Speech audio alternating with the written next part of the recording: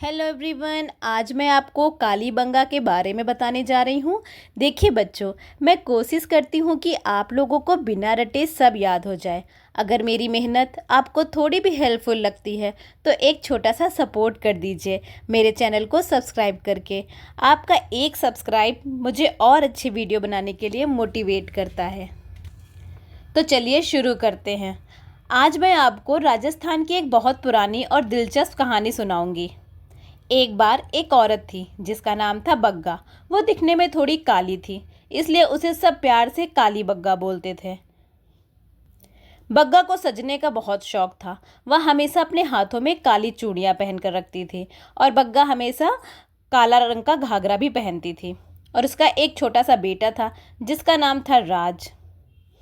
इन लोगों का घर एक दीनहीन बस्ती में था। तो बच्चों, यहाँ पे आपको एग्ज़ाम के लिए इम्पॉर्टेंट फैक्ट याद हो गए हैं। देखिए, ये वो इम्पॉर्टेंट फैक्ट हैं जो एग्ज़ाम में हमसे अक्सर पूछे जाते हैं और हम कंफ्यूज हो जाते हैं। देखिए, काली बग्गा से आप लोग कालीबंगा याद रखेंगे। घाघरा वो कैसा पहनती थी? काला घाघरा पहनती थी, तो घग्गर नदी के किनारे है। और उसका बेटा क्या कौन था? राज था, तो ये राजस्थान में है। और काले रंग की चूड़ियाँ पहनती थी, तो कालीबंगा का अर्थ ही होता है काले रंग की चूड़ियाँ, है ना। और वो दीनहीन बस्ती में रहती थी, तो दीनहीन बस्ती का साक्ष्य हमें कहाँ से मिले? कालीबंगा से मिले। तो आपको ये ट्रिक पसंद आई होगी और अच्छे से याद भी हो गया होगा। तो चलिए अब कहानी को आगे बढ़ाते हैं। काली बग्गा बहुत मेहनत करती थी। वह अपने बेटे राज के साथ खेत पर जाती थी। वह खेत को हल से जोतती थी और एक साथ 2 फसलें बोती थी। खेत का काम खत्म करके वो ईंटें बनाने का काम करती थी। वो कच्ची ईंटें बनाती थी क्योंकि उसे आग से बहुत डर लगता था, पर वो उन कच्ची ईंटों पर डिज़ाइन ज़रूर बनाती थी। काली बग्गा को काम करते देख राज जब बोर होने लगता था तो काली बग्गा उसे वहीं पास से गुजरने वाले ऊंट पर बिठा देती थी। ऊंट पर बैठकर वो मज़े से सवारी करता था। एक दिन अचानक धरती हिलने लगी, जोर का भूकंप आया और काली बग्गा का प्यारा घर भी कांप उठा। भूकंप की वजह से उसके घर की दीवार में गहरी दरारें पड़ गईं। काली बग्गा डर गई, पर उसने हिम्मत नहीं हारी। भूकंप आने के बाद काली बग्गा ने घर आकर भगवान की पूजा की। उसने सबकी सलामती की दुआ मांगी। उसने हवन कुंड जलाया और 7 बार आहुति दी। अब जब उसकी पूजा समाप्त हो गई थी तो वह राज के लिए खाना बनाने चली गई, क्योंकि राज सुबह से भूखा था, उसने कुछ नहीं खाया था। तो राज के लिए बेलन से गोल गोल रोटी बना रही थी और उस बेलन पर कुछ चित्र भी बने हुए थे। वो चित्र रोटी पर भी बन रहे थे। तो ये इसका बेलन जो है मुहर वाला बेलन था। उसमें एक मोहर जैसी आकृति बनी थी जिसको खाकर राज बहुत खुश हो रहा था। वो रोटियों पर डिज़ाइन देखकर बहुत खुश हो रहा था और खुशी से खाना खा रहा था। उसी समय एक घटना घटती है। उसके घर से छत से एक भारी लकड़ी गिरती है और सीधे राज के सिर पर जाकर लगी।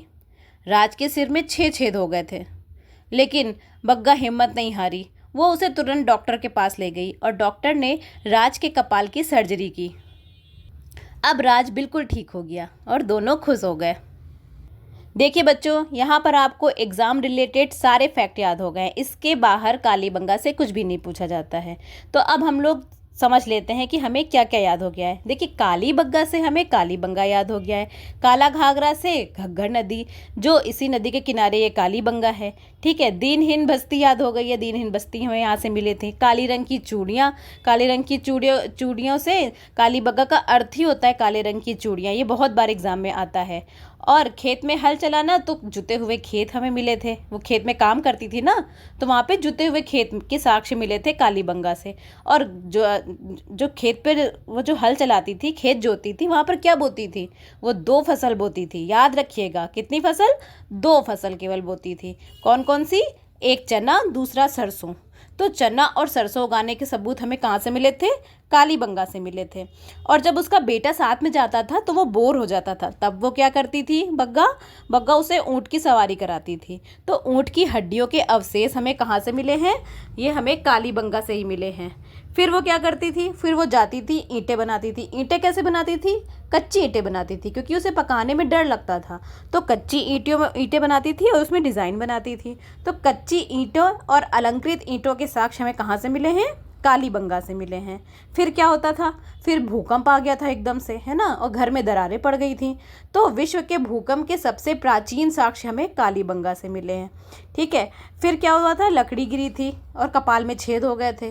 तो खोपड़ी की जो सर्जरी के प्रमाण है ना, वो भी हमें कालीबंगा से मिले हैं। और एक कपाल मिला है बच्चे का जिसमें 6 छेद थे। अच्छा, घर आके उसने हवन कुंड जलाया था, है ना, तो कितने जलाए थे, 7। तो 7 अग्निवेदियों के साक्ष्य हमें कालीबंगा से मिले हैं। और बच्चे को खाना भी तो खिलाया था। तो क्या किया था, रोटियां कैसी बनाई थी, डिज़ाइनर रोटी। और डिज़ाइनर रोटी क्यों बन रही थी, क्योंकि उसका बेलन डिज़ाइनर था। तो बेलन से हम लोग बेलनाकार मोहर को याद रखेंगे।